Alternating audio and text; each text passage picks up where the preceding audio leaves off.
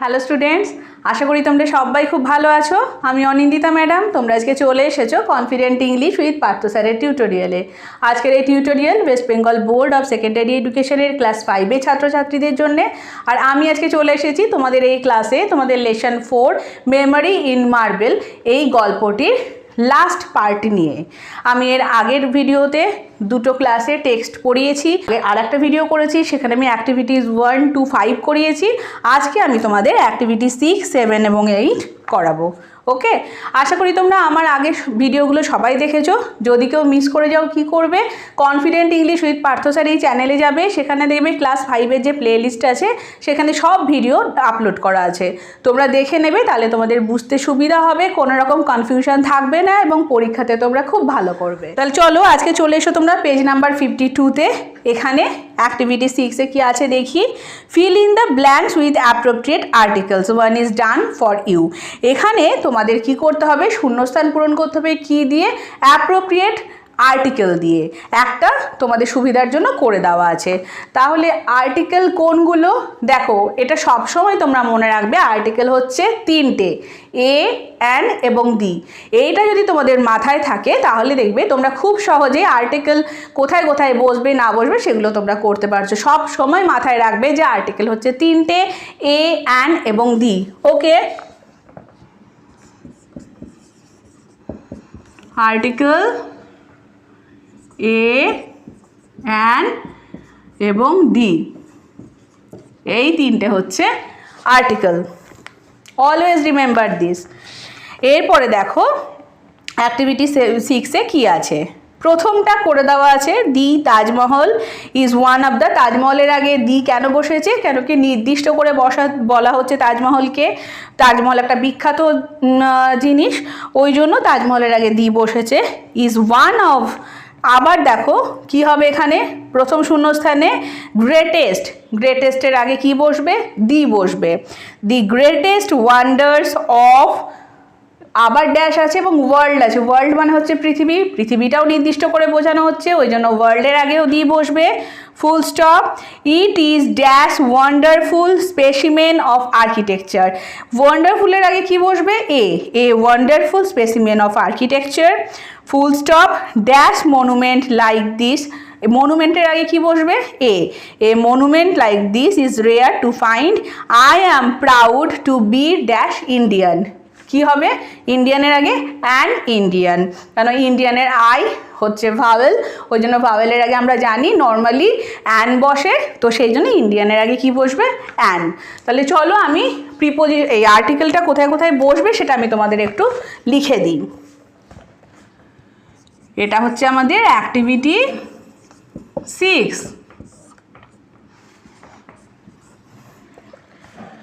প্রথমটা করে দেওয়া আছে, তারপরে হবে দি, আমি পরপর কমা দিয়ে দিয়ে করছি তোমাদের বোঝার সুবিধার জন্য।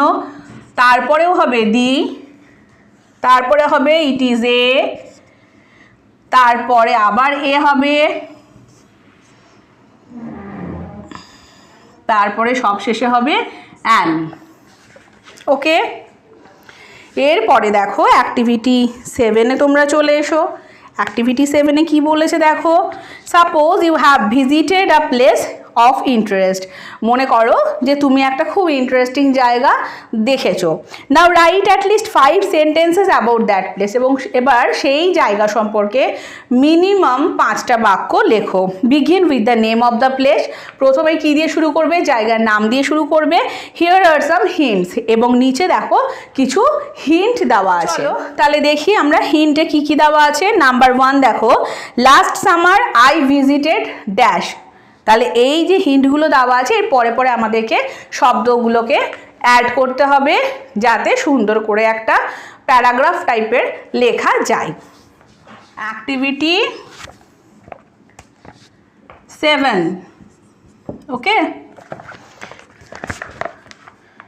তাহলে 5টা বাক্য লিখতে বলেছে। Number 1, last summer I visited, আমি কি লিখলাম, শূন্যস্থানে দেখো Delhi. Last summer I visited Delhi, Delhi আমি দেখেছি। নাম্বার 2 বাক্যটা দেখো, আই ওয়েন্ট দেয়ার উইথ, আমি সেখানে গিয়েছিলাম কার সাথে? ন্যাচারালি আমার বাবা মার সাথেই যাব, তাহলে কি লিখবো? With my parents, with my parents.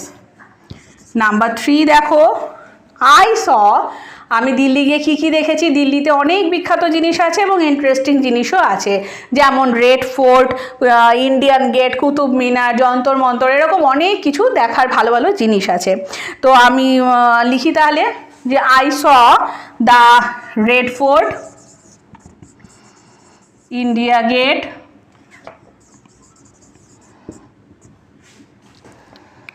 জামা মসজিদ,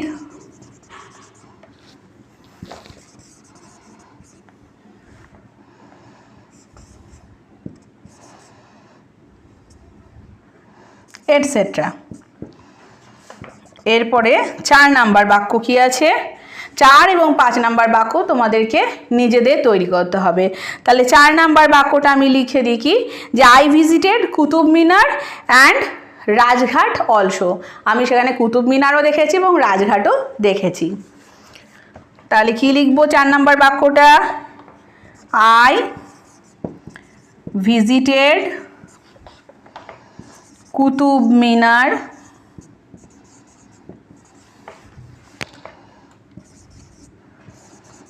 and Rajghat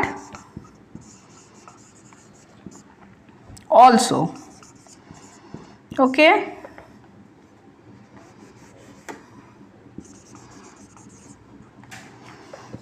এরপরে 5 নম্বর বাক্য আমাদেরকে নিজেদের তৈরি করতে হবে। আমি আবার দিল্লি যেতে চাই, তাহলে লাস্ট বাক্য কি লিখব?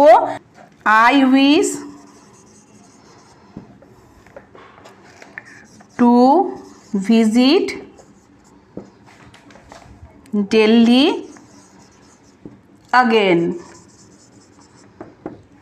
ওকে, তাহলে দেখো এখানে তোমাদের কি শেখাচ্ছে, কিভাবে তোমরা প্যারাগ্রাফ লিখবে এটা ধাপে ধাপে তোমাদের শেখানো হচ্ছে। প্রথমে দেখো 3টেতে হিন্ট, 3টে বাক্যতে কি করলো, এখানে হিন্ট দেওয়া হলো, আমাদেরকে কিছু শব্দ অ্যাড করতে হলো। কিন্তু নাম্বার 4 এবং নাম্বার 5 এই সেন্টেন্স দুটো আমাদের কিন্তু নিজেদেরকেই তৈরি করতে হলো। ঠিক এইভাবেই আমরা প্যারাগ্রাফ লিখবো। প্যারাগ্রাফ লেখার সময় যদি পয়েন্ট কিছু দেওয়া থাকে বা হিন্ট দেওয়া থাকে, তার উপর বেস করে আমরা ছোট ছোট বাক্য ভাববো এবং সেগুলোকে ইংলিশে কনভার্ট করে আমরা প্যারাগ্রাফ লিখবো। খুব ইজি, একদম কঠিন না, চেষ্টা করো প্রত্যেকে খুব সুন্দরভাবে তোমরা রাইটিং লিখতে পারবে। আর এই রাইটিং প্রসঙ্গে তোমাদের একটা কথা বলে রাখি যে আমাদের confident English with Partha sir এই চ্যানেলে লেটস রাইট বলে শুধুমাত্র রাইটিংয়ের একটা সিরিজ চলছে, তো তোমরা চাইলে দেখতে পারো, প্লেলিস্টে যাবে, এখানে লেটস রাইট বলে দেখবে রাইটিং সিরিজটা আছে। সেখানে প্যারাগ্রাফ থেকে শুরু করে বায়োগ্রাফি, লেটার, তারপরে আরও উঁচু ক্লাসে তোমরা যখন যাবে নোটিশ, নানান রকম জিনিস তোমরা রাইটিংয়ে শিখবে। তো ওখানে প্রতিটা জিনিস ধরে ধরে শেখানো হচ্ছে। তো তোমরা যদি কেউ ইন্টারেস্টেড হও তাহলে তোমরা দেখবে, প্রথম থেকেই দেখতে লাগবে, সঠিক নিয়ম অনুযায়ী রাইটিং লিখতে থাকলে তোমাদের পরবর্তীতে রাইটিং নিয়ে কোনো রকম কনফিউশন থাকবে না এবং খুব ইজি লাগবে। আমাদের কি হয়, সাধারণত আমরা বাংলা বোর্ডে যখন ইংরেজিতে কোনো কিছু লিখতে যাই আমাদের একটু বেশ কঠিন লাগে। তো রাইটিং সিরিজটা তোমরা যদি ফলো করো তাহলে দেখবে যে প্রপার নিয়ম মেনে লিখতে পারলে রাইটিং কিন্তু খুব একটা জটিল ব্যাপার নয়। আচ্ছা, এরপরে তোমরা চলে এসো অ্যাক্টিভিটি 8-এ। অ্যাক্টিভিটি 8-এ কি বলেছে দেখো, right 5 sentences about your journey from your home to school. তোমার ঘর থেকে স্কুলে যাওয়ার জার্নি, মানে এই যাত্রাপথটাকে তোমাকে 5টা বাক্যের মাধ্যমে বর্ণনা করতে হবে। You can use the following hints, তুমি এই নিচে যে হিন্টগুলো দেওয়া আছে সেগুলোকে তুমি প্রয়োজনে ব্যবহার করতে পারো। তাহলে চলো দেখে নিই কী কী হিন্ট দেওয়া আছে। Distance between home and school, তোমার ঘর এবং স্কুলের মধ্যে দূরত্ব কতটুকু। মোডস অফ ট্রাভেলিং, তুমি কিভাবে সেই যাত্রাপথটা যাও, হেঁটে যাও না সাইকেলে চড়ে যাও না মায়ের স্কুটিতে চেপে যাও নাকি বাবার গাড়িতে চেপে যাও সেটা তোমাদের লিখতে হবে, নাকি টোটো রিক্সায় চেপে যাও। ইম্পর্ট্যান্ট ল্যান্ডমার্কস, এই যে যাত্রাপথ এখানে রাস্তায় কিছু আমরা কি করি যে এটার পর এটা আছে, সেই ইম্পর্ট্যান্ট ল্যান্ডমার্ক যেটা দেখে তুমি রাস্তাটাকে আইডেন্টিফাই করতে পারো সেই রকম কোনো ল্যান্ডমার্ক সেখানে আছে নাকি। Things you see in course of your journey, এই যে তুমি যাচ্ছ বাড়ি থেকে স্কুলে, এই যাওয়া আসার পথে তুমি তোমার যে জার্নি সেখানে তুমি কি কি জিনিস দেখছো, the most exciting part of your journey, এবং সব থেকে এই যাত্রাপথে তোমার আনন্দের মুহূর্ত কোনটা, এই নিয়ে 5টা বাক্য তোমাদের লিখতে হবে। চলো আমি এই 5টা বাক্য তোমাদের লিখে দিই, তাহলে তোমাদের বুঝতে সুবিধা হবে। দেখো আমার লেখা হয়ে গেছে, এবার আমি তোমাদের বলি। তো আমাদের এখানে যা পয়েন্ট ছিল দেওয়া তার উপর বেস করেই আমি প্যারাগ্রাফটা লিখলাম, 5টা বাক্য লিখেছি। আশা করি খুব একটা কঠিন হবে না। The distance between my home and my school is 1 kilometre. ঠিক আছে, ফুল stop.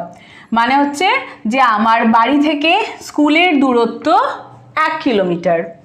I go to school by my cycle, full stop. আমি স্কুলে যাই আমার সাইকেলে চেপে। My school is very close to Karjan Gate, which is also known as Bijoy Toron, full stop.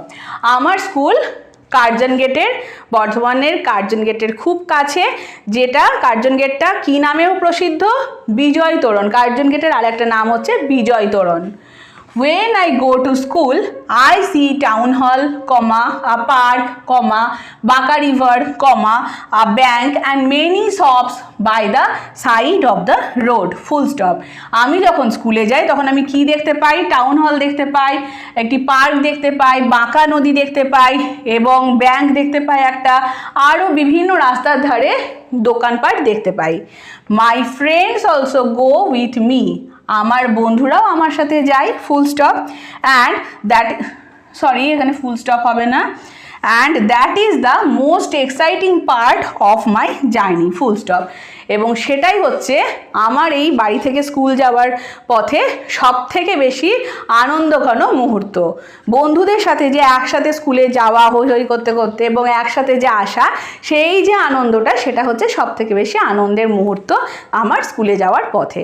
তাহলে এই হলো প্যারাগ্রাফ, 5টা বাক্য লেখা আছে এবং এই 5টা বাক্য লেখার মাধ্যমে একটা সুন্দর প্যারাগ্রাফ তৈরি হয়েছে। তাহলে দেখতে পাচ্ছ খুব একটা কঠিন কিছু আমি ব্যবহার করিনি।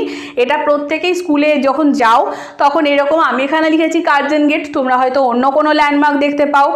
আর যাওয়া আসার পথে এরকম নানান পার্ক, ব্যাংক, ছোটোখাটো দোকান তোমাদের নিশ্চয়ই পড়ে। আর বন্ধুদের সাথে যে স্কুলে যাওয়ার আনন্দ, সেটার থেকে মনে হয় আর বেশি কিছু নেই। স্কুলে যাওয়া আসার পথে যে বন্ধুদের সঙ্গ পাওয়া এবং তাদের সঙ্গে যে যাওয়া আসা, এটাই সব থেকে বেশি আনন্দের। তো যাই হোক, আমি এটা লিখলাম। আমি আরেকবার তোমাদের পড়ে দিই, যদি তোমাদের বুঝতে অসুবিধা হয় তাহলে তোমরা কি করবে, পেজটার একটা স্ক্রিনশট নিয়ে নিতে পারো, নইলে তোমরা এটাকে জুম করে ভালো করে দেখে লিখতে পারো। The distance between my home and my school is 1 kilometre, full stop. I go to school by my cycle, full stop. My school is very close to Curzon Gate, which is also known as Bijoy Toron, full stop. When I go to school, I see town hall, a park, Baka river, a bank and many shops by the side of the road, full stop. My friends also go with me and that is the most exciting part of my journey, full stop. Okay? তাহলে আজকে আমাদের activity 6, 7 এবং 8 এই 3টেই পড়ানো তোমাদের হয়ে গেল এবং এর সাথে সাথে আমাদের লেসন 4 মেমোরি ইন মার্বেল গল্পটা সম্পূর্ণ হলো। পরবর্তী ক্লাসে আমি তোমাদের লেসন 5 পড়াবো, মাই স্কুল ডেজ। আজকে তাহলে এই পর্যন্তই, দেখা হচ্ছে নেক্সট ক্লাসে। সবাই ভালো থেকো, সুস্থ থেকো। আর আজকের এই ভিডিওটা দেখার পর তোমাদের যদি ভালো লাগে তাহলে কি করবে? অবশ্যই লাইক করো, কমেন্টের মাধ্যমে জানিও তোমাদের কেমন লাগছে, আর কোনো অসুবিধা তোমাদের হচ্ছে নাকি বা আরও কিছু তোমাদের জানার আছে নাকি। আর যারা যারা এখনও পর্যন্ত confident English with Partha sir চ্যানেলটাকে সাবস্ক্রাইব করোনি, তারা তাড়াতাড়ি সাবস্ক্রাইব করে নিও পরবর্তী ভিডিওগুলো দেখার জন্য। তাহলে দেখা হচ্ছে নেক্সট ক্লাসে।